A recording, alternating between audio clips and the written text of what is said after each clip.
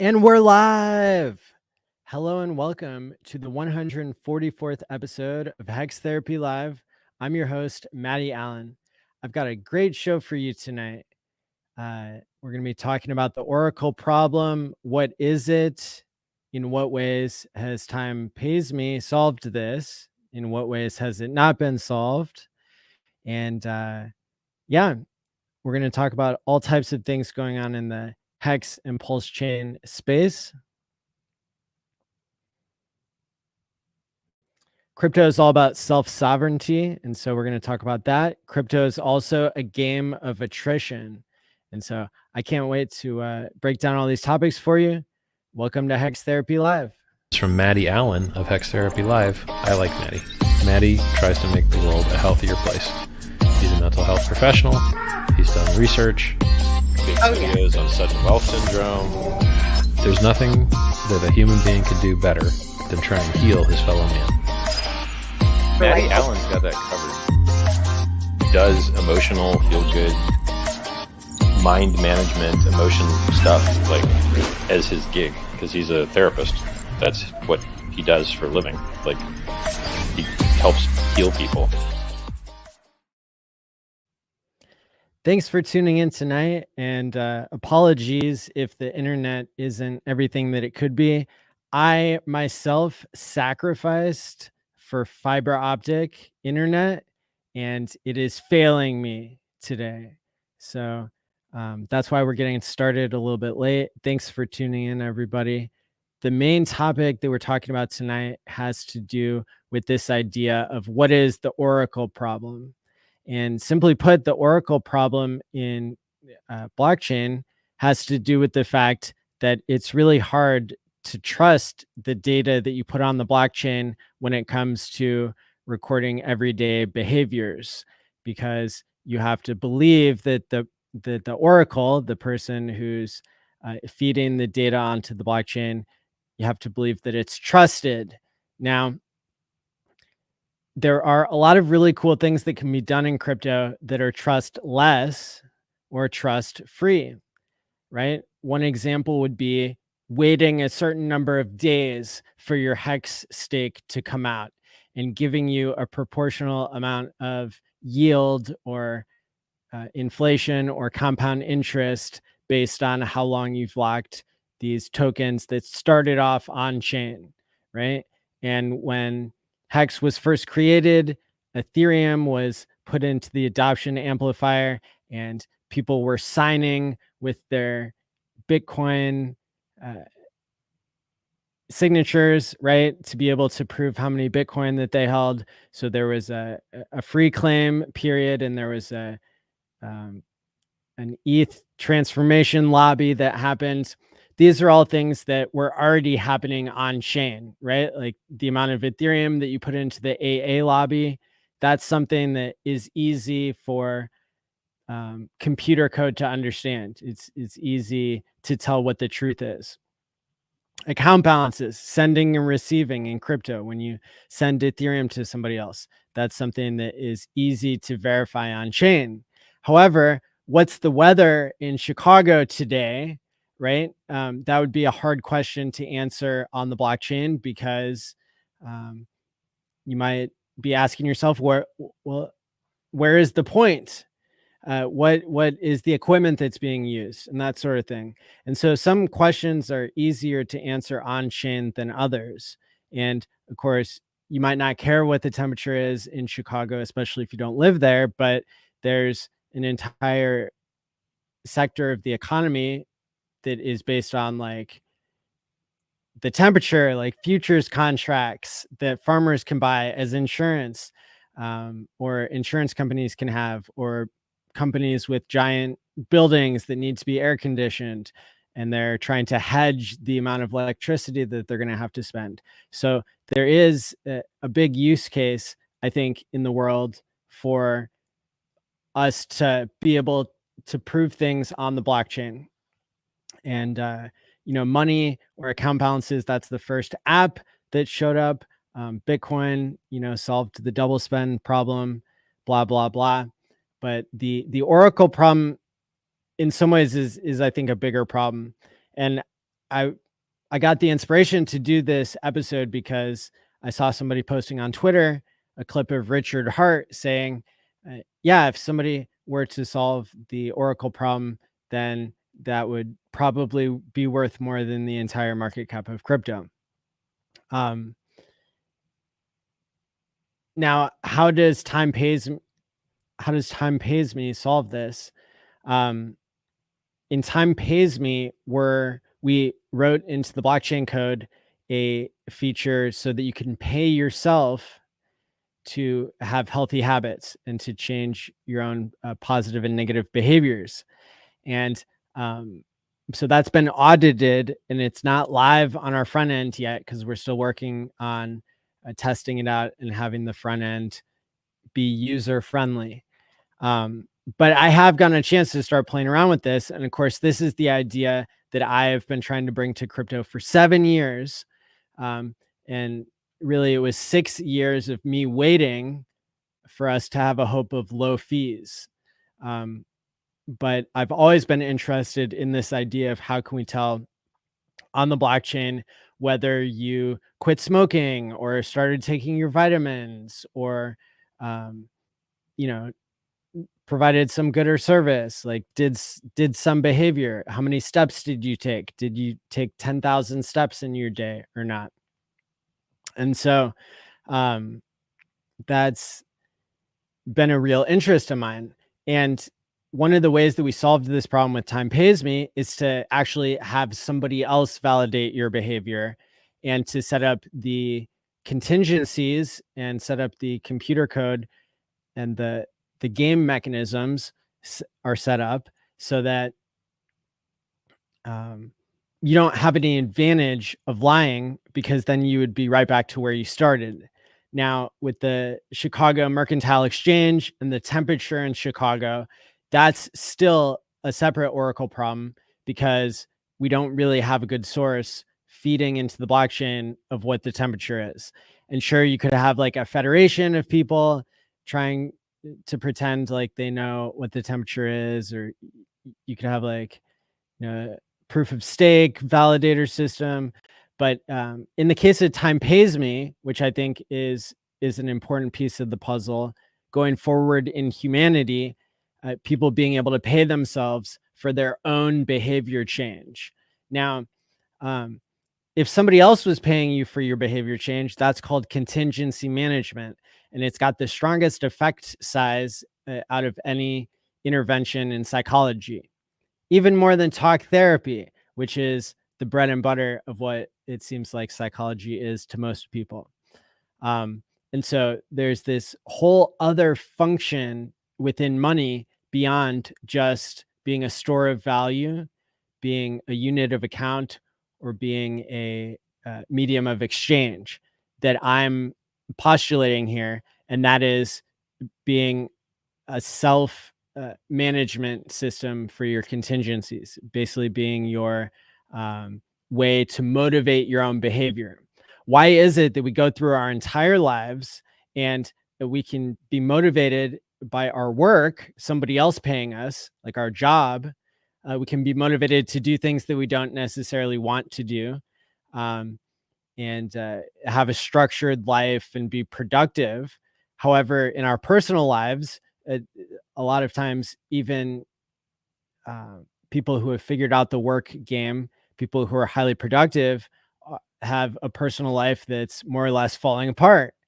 And because they're lacking self-care, they're lacking motivation to improve themselves. Well, what if you could use the power of your own savings account in order to motivate your healthy behavior change? What if your ability to be motivated to exercise, to eat right, to take vitamins, whatever it is that is part of your personal growth, is something that you could set as your own goal?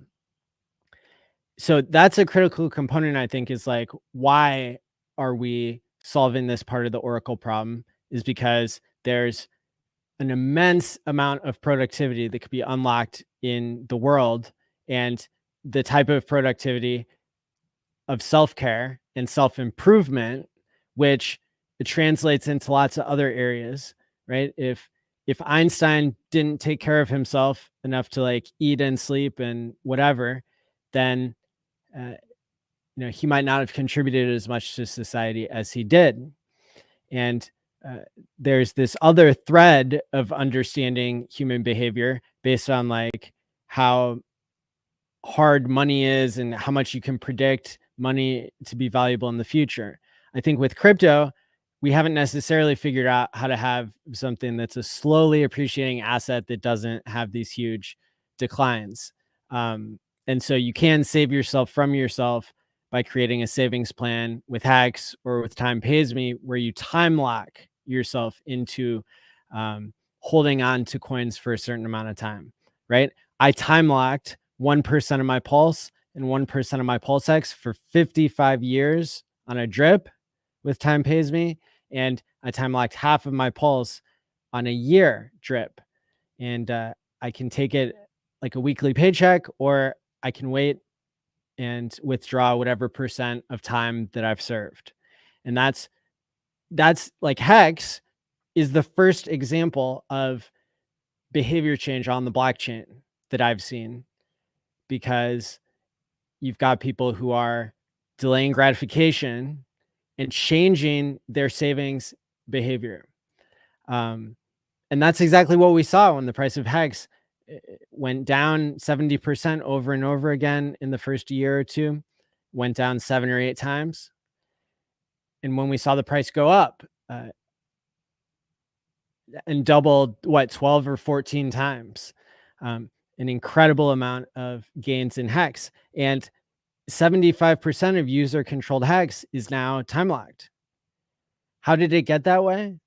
Well, it got that way because everybody who was going to sell on a dip got out. Everybody who was going to sell on a pump got out. And the only people left, 75% of which are the coins that were time locked. So to me, that is proof that behavior has been changed. And it's almost a form of time travel, where you're going through the fourth dimension of time to pay your future self. And you can't guarantee what the USD value of a time locked crypto is going to be in the future, but you can very well, you can very well believe that as long as you still have your private key and you haven't shared it with anybody, that you'll have those tokens. And so having weak hands versus diamond hands, this is the first smart contract, HEX, and then Time Pays Me, to be able to address that issue of selling too early, to be able to lock yourself in to a future savings plan. So you've got that going on. So that's right. That's part of the basis of what attracted me to HEX. What caused me to build Time Pays Me is this idea that there is a behavior change there is a proof of concept here for using crypto for behavior change. Now, I'm also really thrilled about how we designed Time Pays Me to be something where you select the goals. I can imagine an example. I can imagine like many people talking about Time Pays Me and giving their own examples of what it is that they're working on. But that's the difference between a draconian system in some ways and a self-sovereign and free world, is where the government isn't telling you that you can or can't buy soda with your government coupons or whatever form of digital money that you have. And that's why this type of system, where you're paying yourself for positive behavior change, why it has to be built in crypto and can't be as effective using any traditional archaic form of money. If I have a physical dollar, I can't use that to motivate myself to make some behavior change because it's not programmable. If I have and because I already have custody of it. And so how am I supposed to deprive myself of that money unless I follow a certain contingency, unless I do a certain behavior? Same thing with like if I take a physical dollar or an electronic dollar and I give it to somebody else. Now I've lost my self-sovereignty, but maybe I can motivate myself. But then I have counterparty risk with somebody else, not just with my future self or not just with a smart contract. If I have digital dollars, then I need I need to trust the Federal Reserve, a middleman who's incentivized to destroy my purchasing power and make me not want to work as hard to create a better future because my savings is less powerful. Like my savings is being stolen from me through inflation. And I have to trust that whatever electronic, means I'm using, whether I'm holding it in a bank, my digital dollars, or on an app like Cash App or PayPal, I have to beg and plead that they won't censor me for having certain political beliefs, for having certain characteristics or whatever. And we see time and time again that the more centralized power you have, the more likely it is for discrimination and crimes against humanity to happen. And otherwise infringements upon freedom. And so that's why crypto is the answer to money, is because we need a system that's better than government money. And as I said before, like the volatility, that's a major issue. And having to wait 2 or 3 years or 4 years or whatever through the longest bear market in crypto history, like that's also something that's a negative for crypto. But I guess if you were holding, if you had a long enough time plan for your savings, as I believe I do, I think my average lock in HEX, my ladder is weighted severely from like 10 to 15 years, but I do have a certain percentage coming out every year on my birthday. But I'm willing to survive on not selling much of my crypto savings, and trying to do whatever I can to pay my future self and build a better future. So in a lot of ways, I think that crypto has the potential to be better than government money. And but in particular, I think this idea of being able to save, and then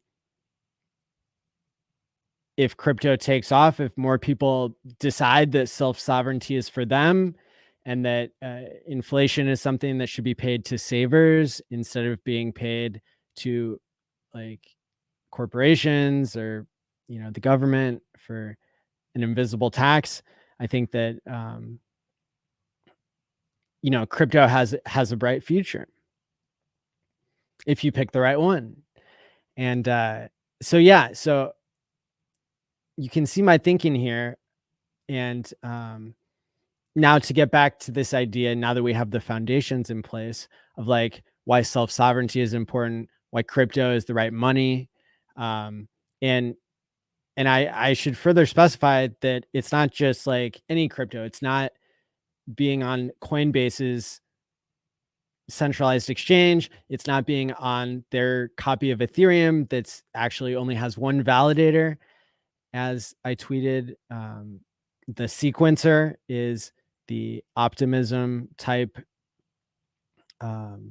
solution to validating and makes the base chain very centralized and crummy, and it could easily succumb to censorship. So that's not crypto, just like FTX is not crypto. You put your crypto in, but what do you get out is not self-sovereignty. It's not trustlessness. It's not decreasing counterparty risk, right? All these issues. So crypto is definitely the way, real crypto that you hold yourself. Now, holding crypto yourself, that also has risks, right? one thing that I said early on in my HEX journey that I think Richard even commented on was like, you have you have counterparty risk with your future self that, you're going to have to deal with. And when you're holding coins liquid, that is a temptation to sell every day. Whereas if you're time locked, you're on a set plan. Now, self-sovereignty also includes the responsibility that you need to write down your private key. You need to keep it safe.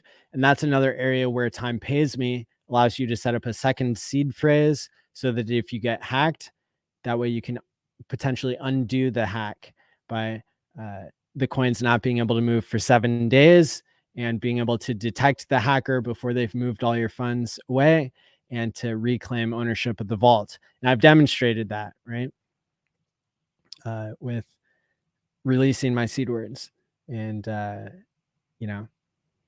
proving that people like David Feeder can load it into their MetaMask and prove that the $10,000 in funds is there, but it can't be stolen. So there you go. So solving the Oracle problem, it's not a perfect solution to have somebody else validate your behavior, but I'm really happy with what we have here because I think it's powerful enough to not only, under the right circumstances, right, be able to validate your behavior in the sense that if I have a behavior change goal and a savings account, I'm not motivated to cheat. Like, because if I cheat, then all I do is get back to where I started. However, so that's a really good thing to have that, that check and balance in place. The person who gets, so basically you decide what token you want to put into your behavior lock. You decide how much and then you decide, what your behavior goal is going to be. And there's a limit on how many characters that can be. And like, that's something we'll also have to work out on the front end. Maybe we can make it into a tweet instead of just like 6 words. And so, but for now, you have your 6 words. They go onto the blockchain in an encrypted format so that you can prove to yourself what your behavior goal is. But what is going to happen when you create your behavior lock is you're going to get a link that you can share with a 6-number code. And that's the 6-number code that you need in order to get your money back out when you've proven that you changed your behavior. And so you're going to give this code to your behavior validator, whether it's somebody that you know in your life, or I've been thinking lately, it might be interesting if you had many behavior validators, if you were broadcasting this to more than one person. The reason why having a behavior validator is such an elegant solution to the Oracle problem, in this case of self-sovereign behavior change and using your savings account as a contingency management program for yourself, is because the person who has the code, they can't run away with the money. And it's just, it's really powerful to have this this type of setup. So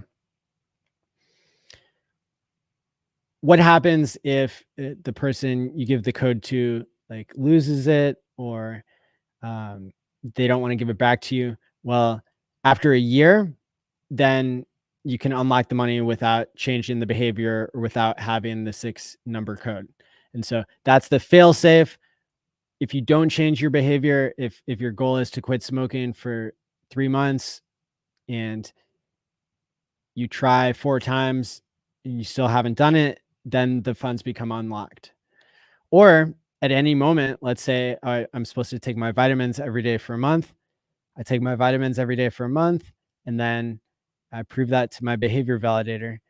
Now they give me the code back and the funds become unlocked immediately to where I can start a new goal, or I can put the 7-day timer to withdraw the funds.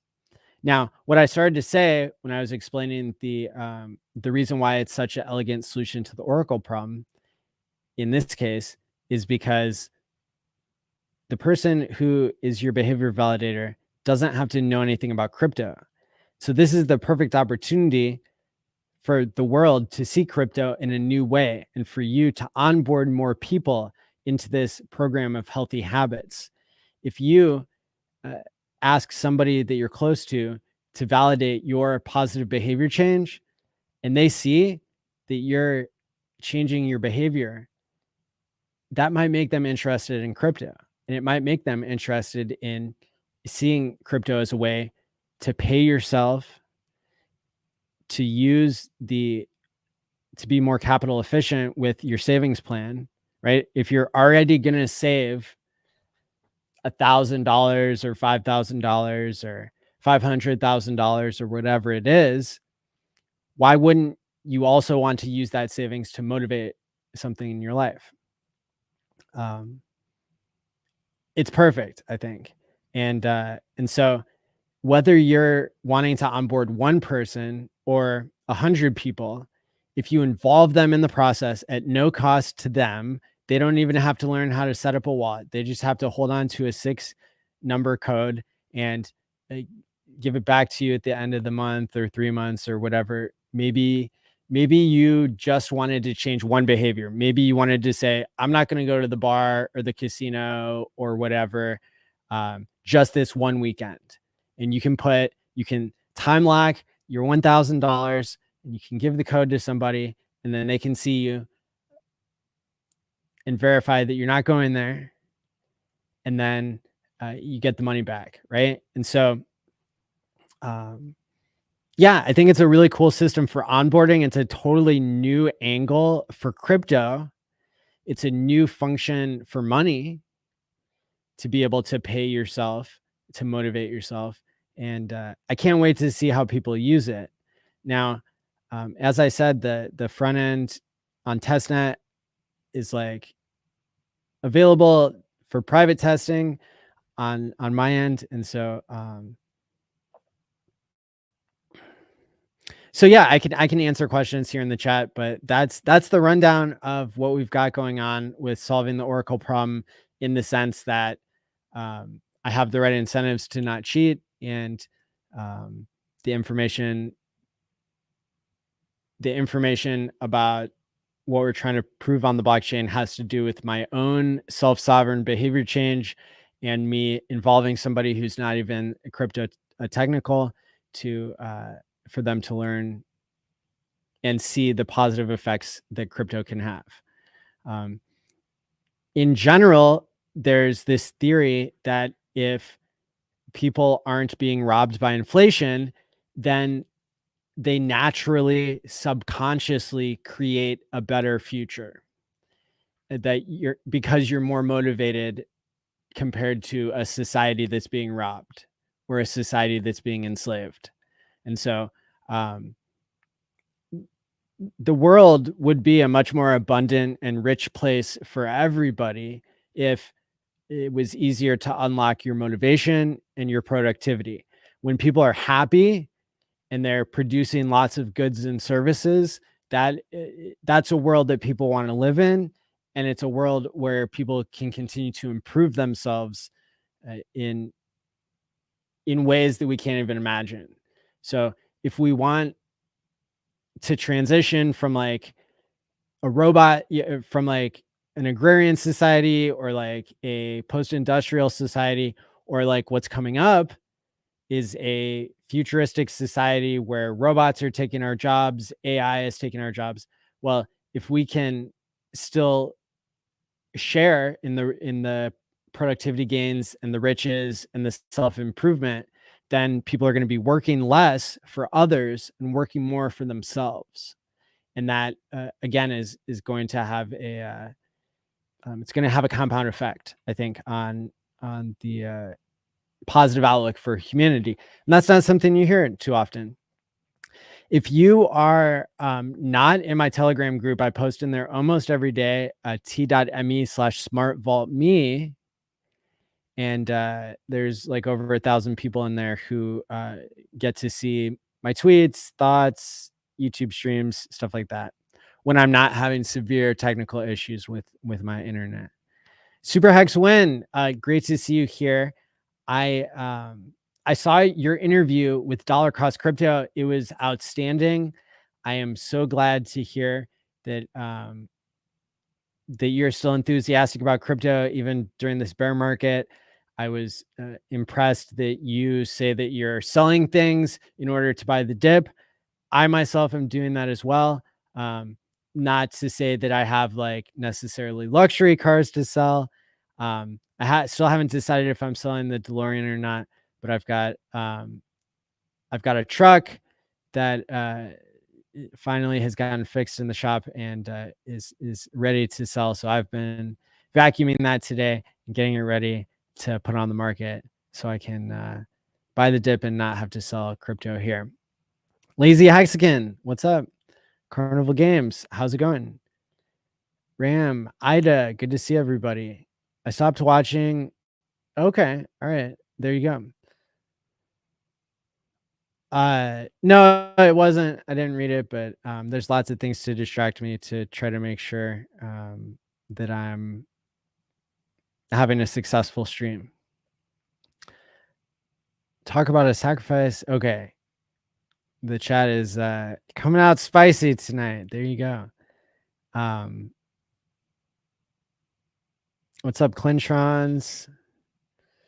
Ida, I'm taking the supplements Omega 369. That is incredible. That's one of my favorite things to talk about is how important it is for you to take Omega 369 if you don't have a sufficient source of fish in your diet.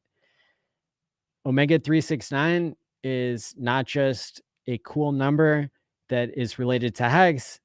It's actually a material that your body needs in order to insulate the electrical wires in your body and especially in your brain, especially in a part of your brain called the prefrontal cortex, which is like behind your forehead and temple here. And that's the part that's responsible for problem solving and planning for the future and all the things that make us human and not just ape. So Omega 369 definitely changed my life, and I recommended it to hundreds, a low number of hundred, maybe like 200 or 300 of my mental health patients. And I got to see it change a lot of people's lives. You can get it for $5 or $10 a month for a monthly supply at a grocery store or a pharmacy or a drugstore or online. And what I did is I started taking 1,000 milligrams per day with food and then got up to 2,000 milligrams per day. After about 4 weeks, I saw the benefits in my behavior.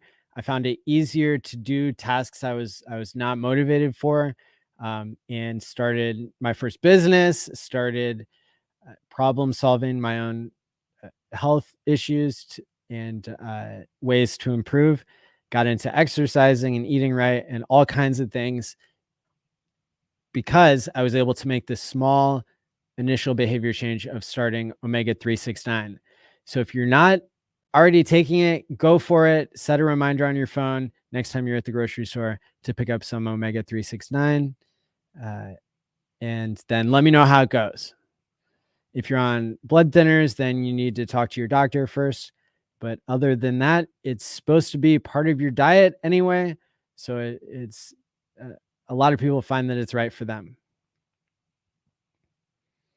What's up, Melf Tony? Lazy Hexagon is remembering to take the Omega 369.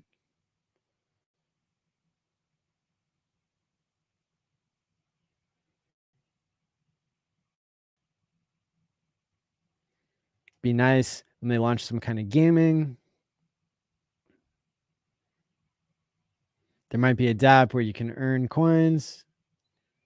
Yeah, I always thought it'd be cool for somebody to make a gambling app that isn't gambling, because people are so used to losing money with slots. It would be funny to me if you made a front end for HEX where people would have to know what they're doing, but basically it all of the money that you lose would be paid to your future self.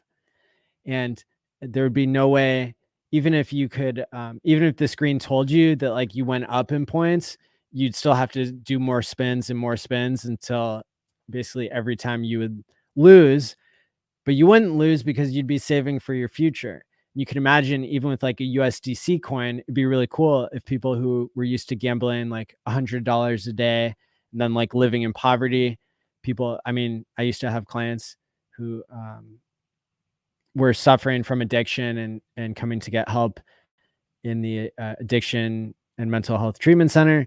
And so how cool would it be if they had a game to play where instead of a third of the money going to the state and a third of the money going to the establishment and a third of the money being paid out to people, so you got rigged odds, you were just you just lost every time, even though it seemed like you were up for a little bit. And then really all you've done is created a savings plan, and now you can unlock your money in the future. That'd be kind of an interesting use case. But it also probably wouldn't be, again, if you could like pitch it the right way and make sure people understood what they were doing, it might be completely legal, because it's actually not gambling if you're not losing your money and you're not winning anybody else's money. So yeah, how cool would that be?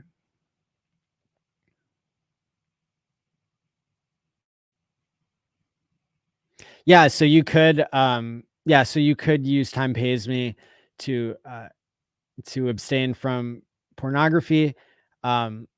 You would just have to come up with a way to validate that, and that might be a little bit difficult, but you might be able to find some sort of like setting on you might have to use like the settings, like parental controls on your devices, and then prove to somebody who's validating your behavior that you're doing that you have that turned on every day and you're not turning it off.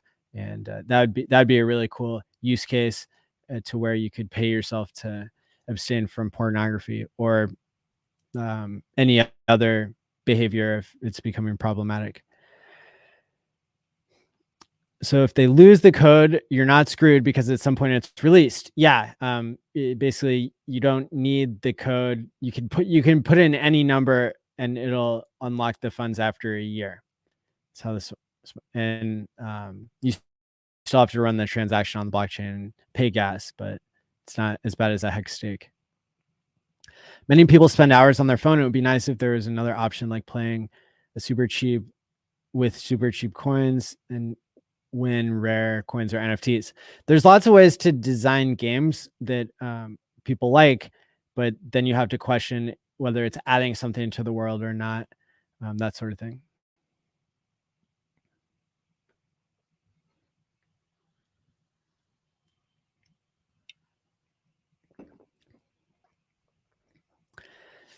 How to solve the problem of oracles if the people you select can be dishonest or unreliable? Yeah, so you could have somebody, let's say that you time locked Pulse and it did what HEX did. And so let's say it went up like 100x or something, and now this amount of your $1,000 went up to $100,000, and your behavior validator is your partner. Maybe you would both just decide that even though you haven't quit smoking or gone to the gym the right number of times, whatever was in your behavior goal, maybe you would both just decide like, yeah, let's get the money out now and cheat. Well, you're still a little bit better off than if you weren't thinking about improving yourself because you gave it a try. And so having the system not foolproof and not like cheat proof is actually, I think, an advantage. I think it's a feature, not a bug, because again, this is the Oracle problem for the unique case of self-sovereign behavior change. So now if somebody, and again, like if I give $1,000 to somebody, they could run away with the money, or they could censor me or something. They could gatekeep. So that type of dishonesty or unreliability goes away with this.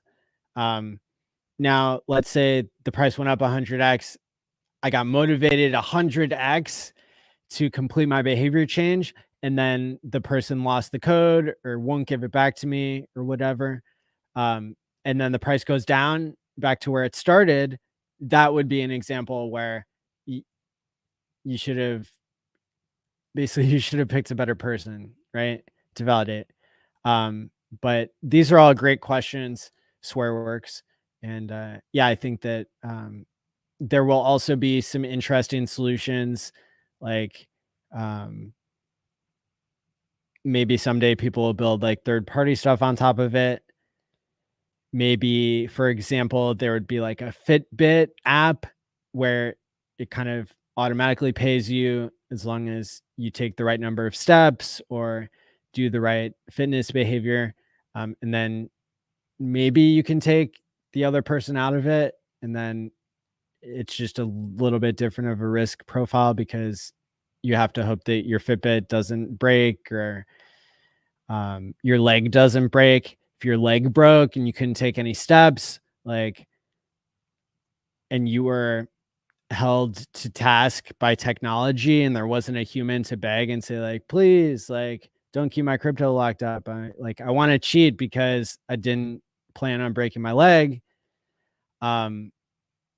Yeah, I mean, maybe you have to put the Fitbit on your dog and like have it run around the yard to like get your steps in, right? So it's just, you don't want to completely lock people out because then it makes them more resistant to joining the behavior change program in the first place, is my opinion. How long did it take for omega 369 to have an impact?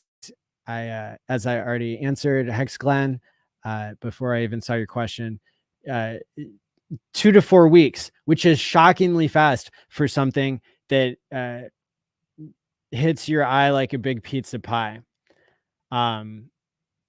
That's I have no doubt in my mind that it was the omega-3 that unlocked my positive behavior change in many other areas of my life. Because I had to go back into my neuroscience textbooks and into my research to even basically realize like that was the timeline for the brain cells to even install the omega-3. But I knew something had changed. So I went back and I looked at like how long, what have I changed a month ago? And it was like, that was it. And then I saw it happen for hundreds of people. So it was like, definitely that.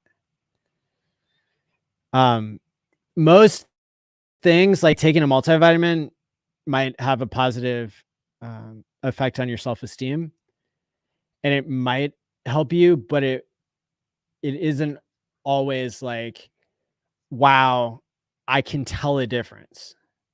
Like there is a noticeable difference. I'm a different human being on this. Typically you don't see that with vitamins, even though vitamins are still a big deal. And if you were like severely low on something, it could be a life changer. But omega-3 definitely had a noticeable impact for me. I've just started taking omega-3 again as well. You just have to be careful that you get good quality fish oil because it can be oxidized, and bad fish oil can be worse than no fish oil. Point taken, Clintrons. You don't want to take too much omega-369. 3,600 is like 3 to 4 grams is like the edge of what might be safe.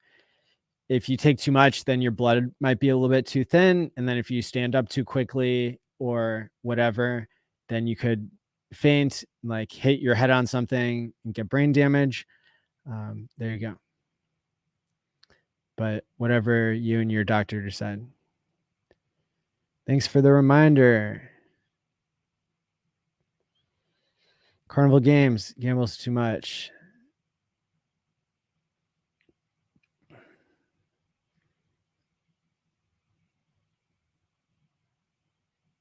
Lost 900K, or that's how much you've wagered.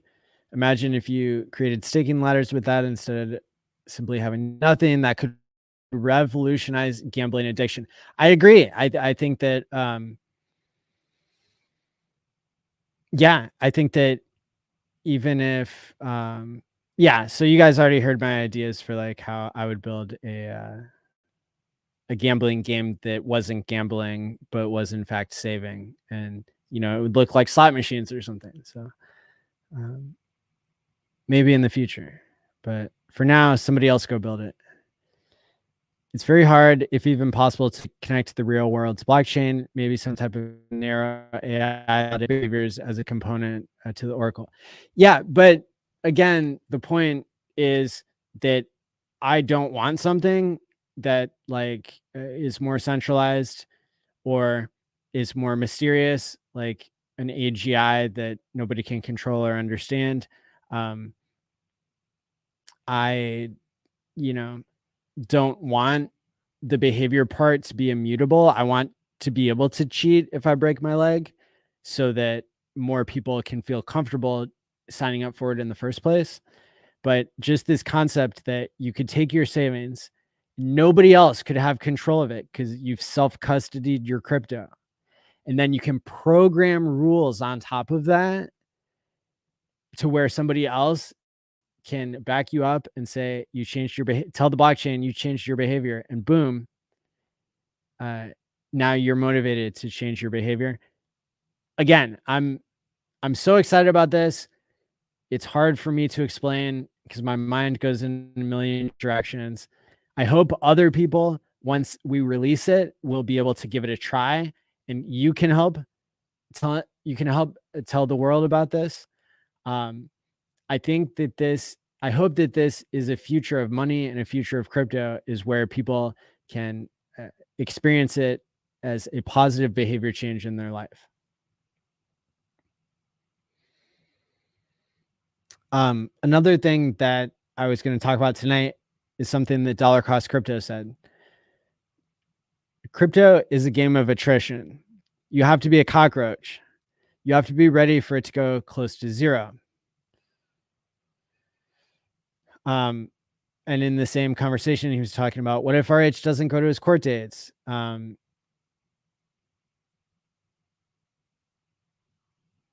Yeah. So, and I would just further this idea of like crypto as a game of attrition. It's like, I came into Bitcoin in a bull market. I bought all the way up and then it crashed down. My life savings like crashed down with it. But I didn't give up, and I continued to play the game of bringing real world productivity to the table. Dollar cost averaging, and a game of accumulation. And, you know, for me, if crypto goes to zero, I'm going to be really sad, but, you know, I understand that that's part of the game. That's one of the risks. The other possibility is that crypto goes up a lot from wherever the bottom is established. I think right now it's very uncertain. And that's what it looks like at a bottom, is that there's uncertainty. Now, I thought that we had a bottom at 1.7 cents of HEX combined value. And I don't think we've spent too much time below that, but we've definitely dipped down below a penny. So even somebody who loaded the boat at 1.7 cents did have the opportunity to sell at a huge discount of, you know, maybe 50% or 40% down.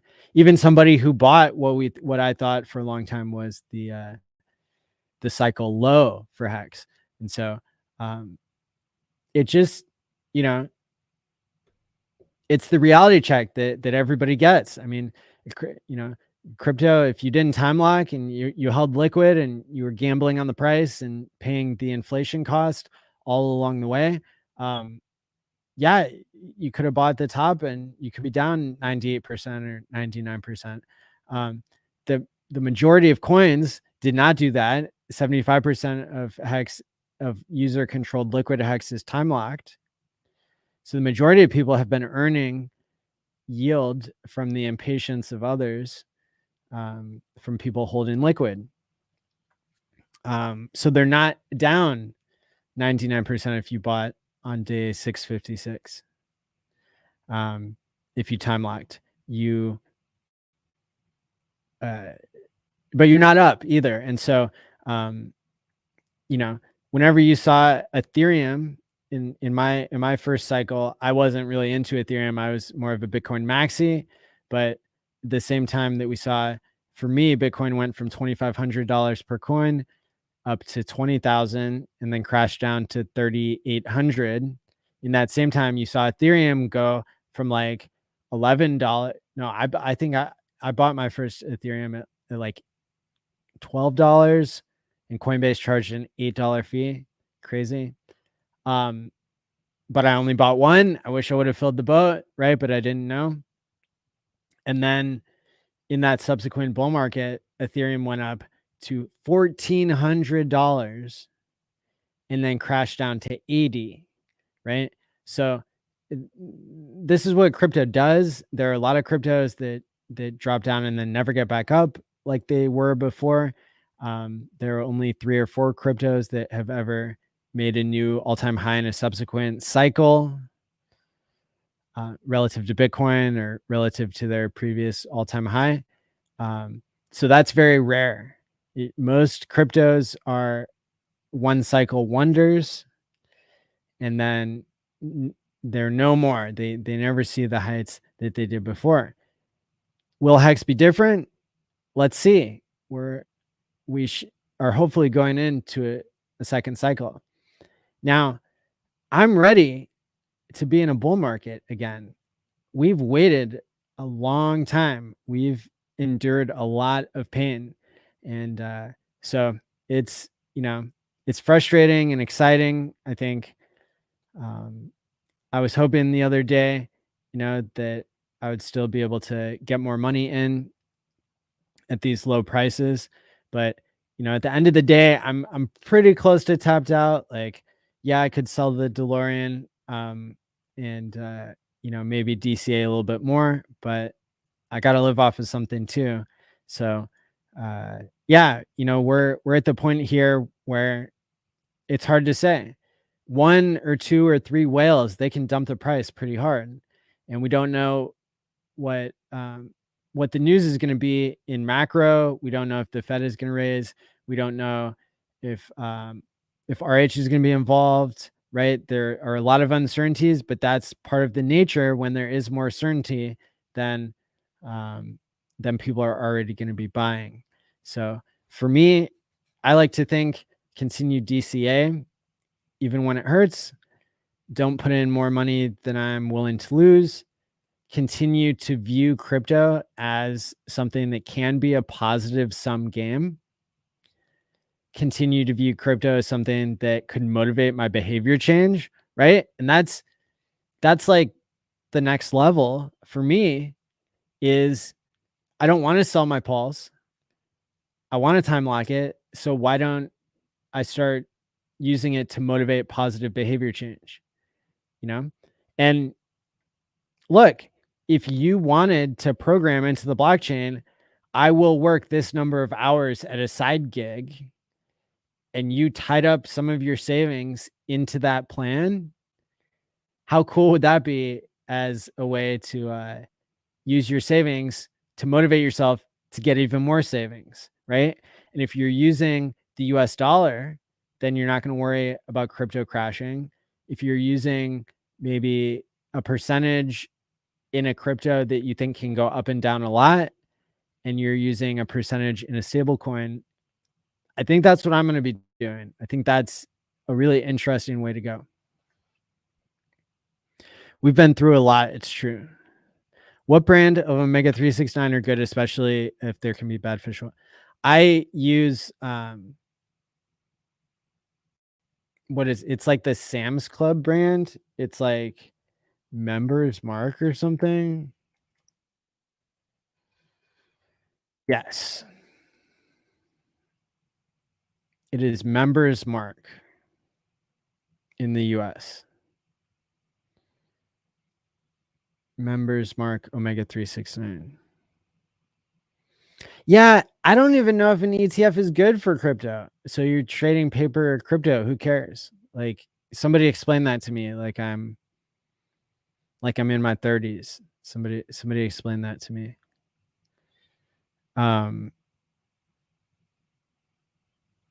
Yeah, volatility is a known thing. That's why you don't see more backlash that's organic. It's more the government just trying to make sense of it all, maybe, or trying to overreach. Going through cycles ourselves sometimes is the only way to gain perspective.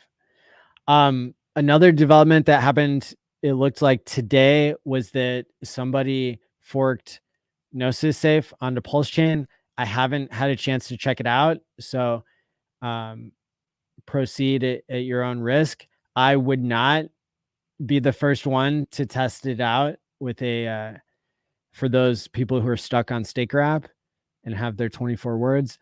I would be very careful with it because I don't know who made it, but I saw that it looks like it's up and running. pulsechainsafe.com/welcome is the website that they gave. And again, hasn't been validated. Do your own research. Be careful. Don't be the first one to get rug pulled or to find out that it works. Let somebody else go first. So there you go. Maybe David Feeder or Toby One or somebody will make a video about that and let us know more about it. But that's very hopeful for anybody who was stuck on StakeWrap and couldn't get things going there. So good stuff. Let me see if there's anything in the Twitter sphere that we need to cover.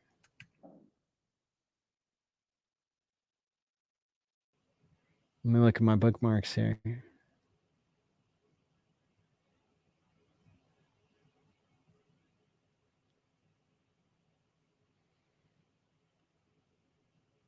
Did Uniswap unban HEX?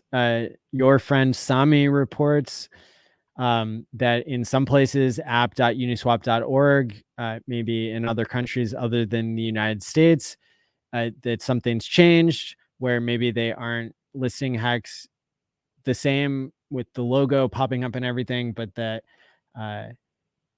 something's changed to where before it was completely unsupported, and now maybe it'll allow you to swap for some people. So that's a big deal in everything, and that's a story that's continuing to unfold. Lamont Black had something that I retweeted. I am pretty stingy with my retweets, so maybe I do like 3 or 4 retweets a week. So this is notable. Lamont Black, the crypto professor who started off as a HEX skeptic and now seems to be a HEX enthusiast, he said, the HEX smart contract is like the mirror image of a promissory note instead of a promise to repay, which is a debt contract.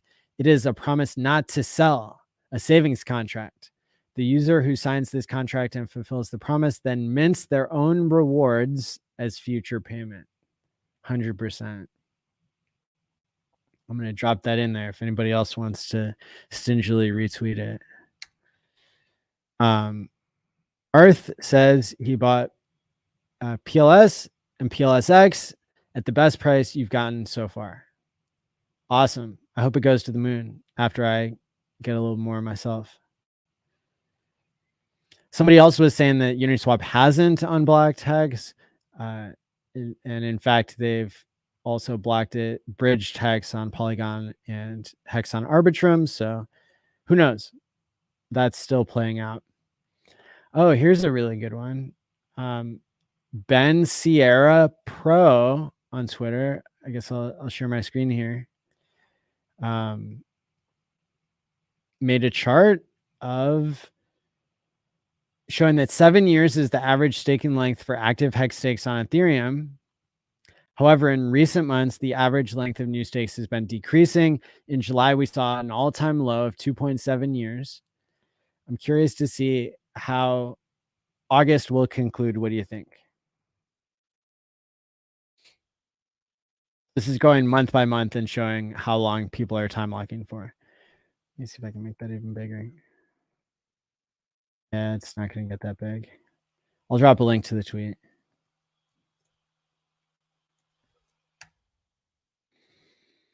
Where did you go to buy it today? Just curious. Most people who are buying Pulse and PulseX would bridge in from something like Coinbase, and then they would. So you go from your bank account to Coinbase, you buy with USDC for no fee. Otherwise, if you just buy Ethereum, it will cost you a 1%. It's a 0.6% fee plus a 2 to 3% hidden fee, which if you're looking for 100x or 1000x, that is going to be a lot of money to you someday, or it could be. It's kind of, I don't like Coinbase stealing from me. So you get a little bit of Ethereum and a lot of USDC, enough Ethereum to like pay your transaction fee, and then you bridge over into Pulse Chain, and then using the Pulse Chain bridge, and then you can swap on PulseX. Yeah, so I said you send the USDC and the Ethereum to your own MetaMask wallet. And that's how you would onboard into Pulse and PulseX.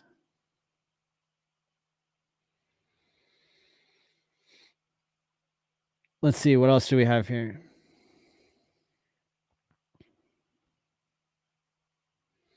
Grayscale, SEC, blah, blah, blah. I don't really have an opinion on all that. It looks like we're all caught up. Oh, wait, here, I did a survey. Yeah, this is where we can go next. So I did a survey and I asked people, I was surprised 413 people responded on this one. Do you think the act of saving money for the future can cause the future to be better? 63% of people who are following me or responded to this, which are mostly probably people who are in our ecosystem, said yes. 25% said no, inflation is what's causing the future to be worse. And 11% said no clue. So really strong effect. 2/3 of people do believe that saving money can lead to a brighter future. And a lot of people, they wanted to know, what kind of money are you saving? Is it crypto or is it fiat? And I was intentionally vague, but of course, crypto in some cases is the one that's not directly linked to inflation. Although you could make the argument that it is kind of, but it doesn't have the same downside as fiat during times of inflation. If you want to learn more about Time Pays Me, you can go to my Twitter and you can click on the link to go to the Time Pays Me Twitter, where we have some tutorials there for you.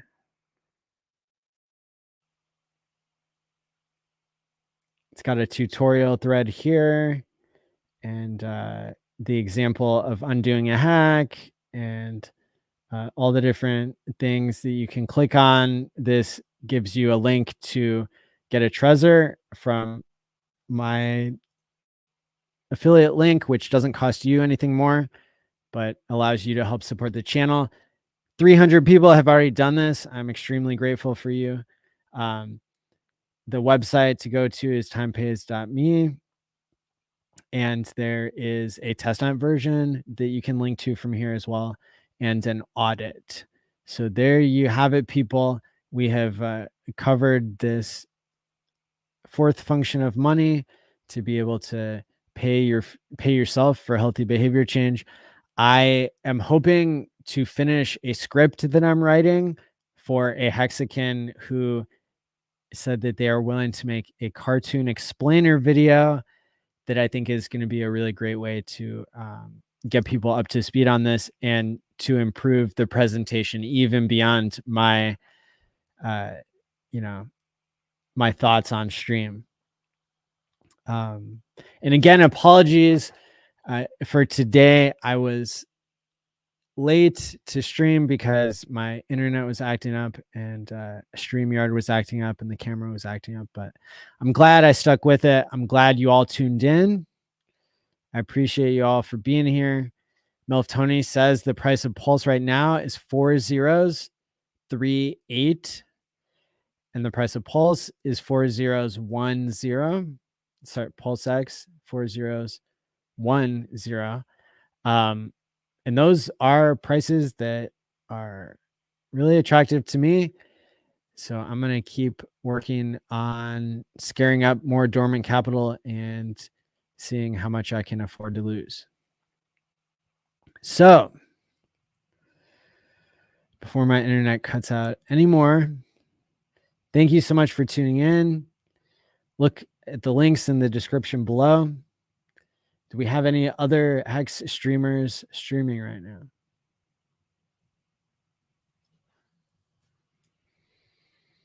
Let's see if we got anybody to raid. Oh, hey, DeFi Down Under is streaming. There's 18 people watching them. And I love these guys. So they're streaming about fiat. Go figure. I streamed with them the other day, so I will link you guys to them. You can raid them. Let them know who sent you. And enjoy that stream. And until next time, stake wisely, my friends, and peace out. It's from Maddie ALLin of HEX Therapy Live. I like Maddie. Maddie tries to make the world a healthier place. He's a mental health professional. He's done research. Big videos on sudden wealth syndrome. There's nothing that a human being could do better than try and heal his fellow man. Maddie ALLin's got that covered. Does emotional, feel good, mind management, emotion stuff like as his gig because he's a therapist. That's what he does for a living. Like he helps heal people.